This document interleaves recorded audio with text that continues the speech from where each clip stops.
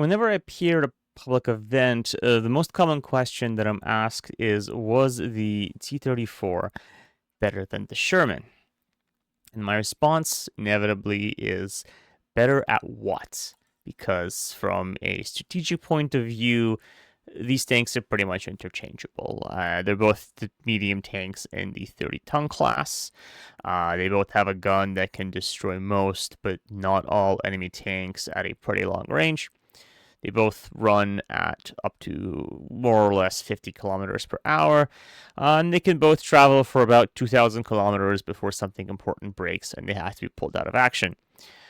Now, if you're comparing the tanks on a tactical level, that can be a little bit more difficult. Very rarely does the T-34 and the Sherman appear in trials side by side.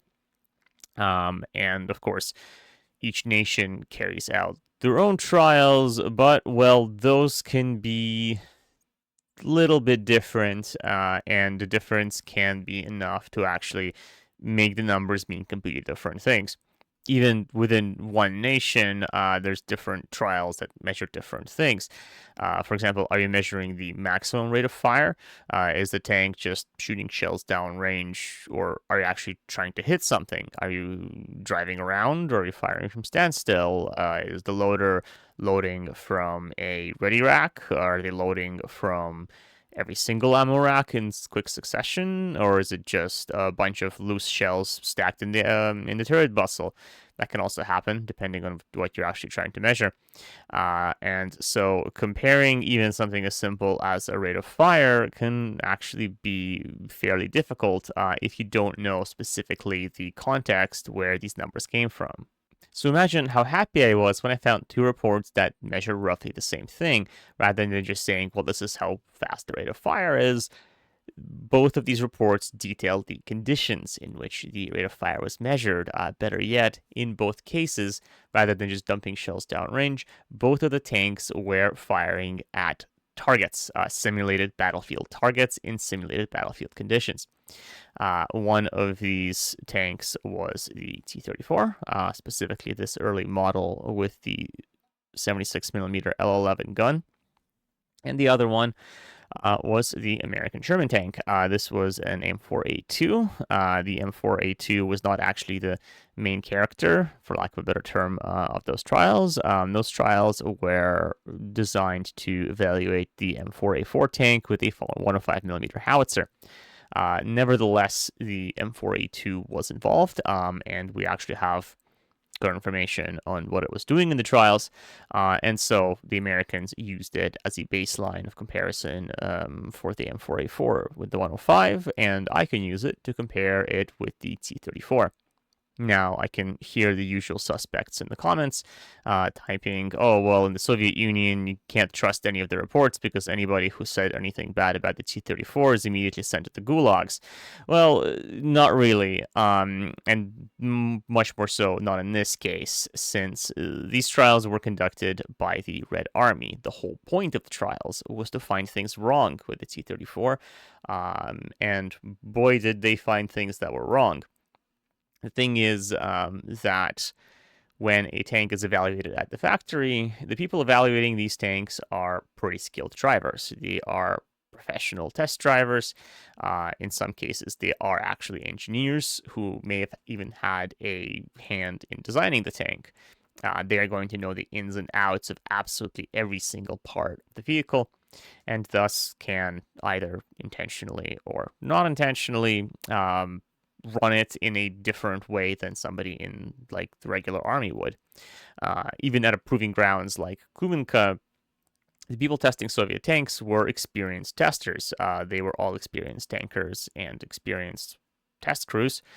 And the way that they were using the tanks are probably very different from Private Conscriptovich, who's maybe this is his first time inside a tank, and he's got maybe a couple of months of theoretical experience, and well, he's not going to be as gentle or as skilled with the controls.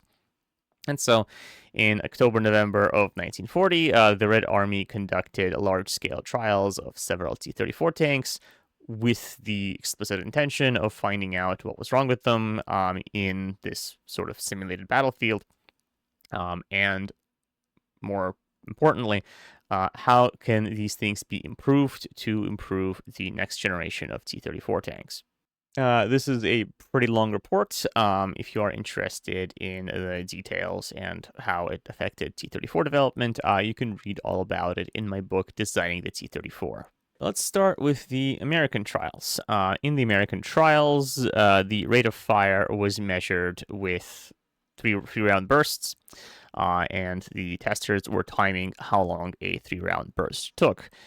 Several ammunition racks were tried, but the results were actually quite similar, regardless of where the loader was getting ammo from.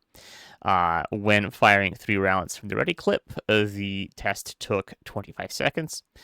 When firing 1 round from the ready clip and 2 rounds from the floor, or 2 rounds from the sponson, the test took 24 seconds. So the limiting factor is clearly the gunner and not how fast the loader can grab shells.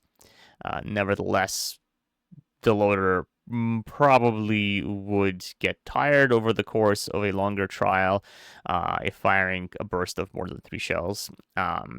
Over time, of course, the loader would also be affected by the amount of carbon monoxide concentration in the tank. He would start running out of easily accessible ammunition.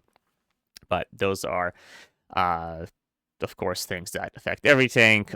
We can just say that about 8 seconds per shot, or 7.5 shots per minute, is the peak rate of fire of a Sherman tank when actually engaging targets in the battlefield. In case of the T-34, the conditions were actually slightly different.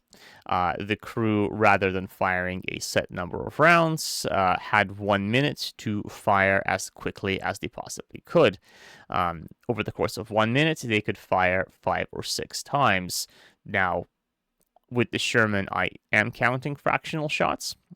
With the T-34, the fractional shots were not counted in the trial.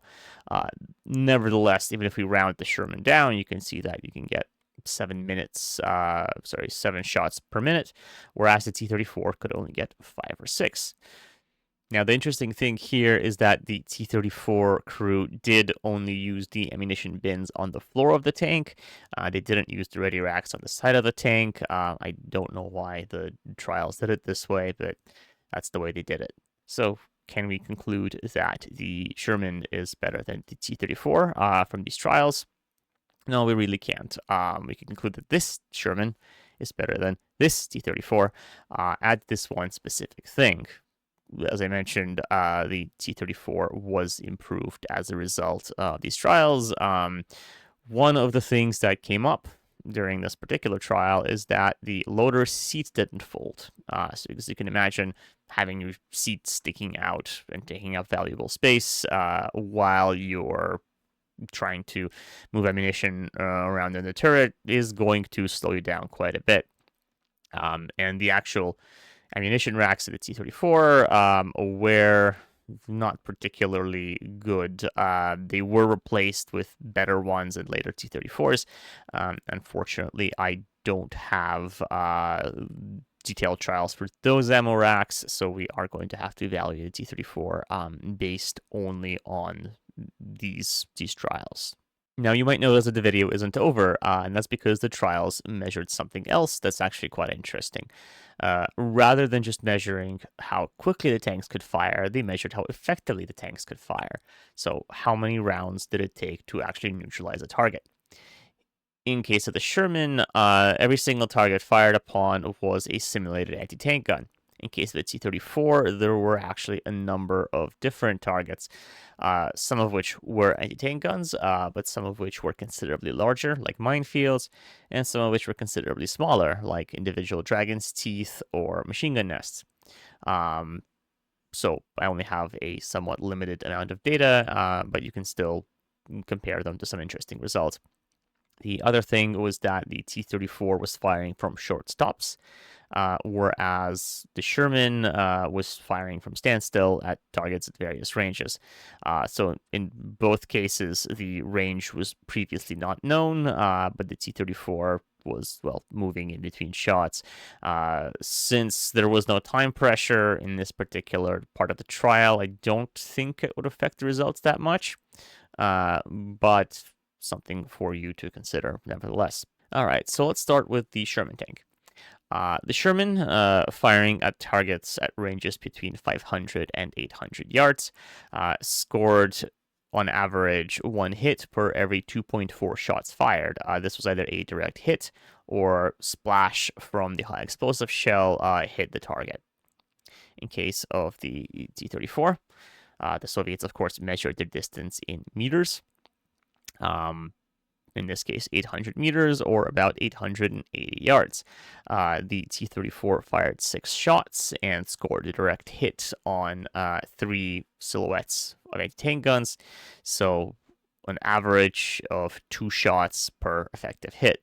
You can see that the Sherman actually loses very narrowly to the T-34 in this particular trial. At longer distances, the T-34's advantage is actually a bit more obvious. Firing at tank silhouettes, the T-34 hit 3 out of 4 shots at 1,200 meters, or about 1,300 yards. And firing at ranges between 1,200 and 1,400 meters, Sherman scored 1 hit per every 3.3 rounds fired. So if you read feedback about early tank sights on the M3 Lee and on the Sherman, this actually would not be a surprise to you. American gun sights were not very good, and this was commented upon by the British, the Soviets, and, well, actually the Americans themselves. So as you can see, the T-34 proved itself actually quite well in this part of the trial. In fact, this was one of the few things that the Army didn't actively complain about.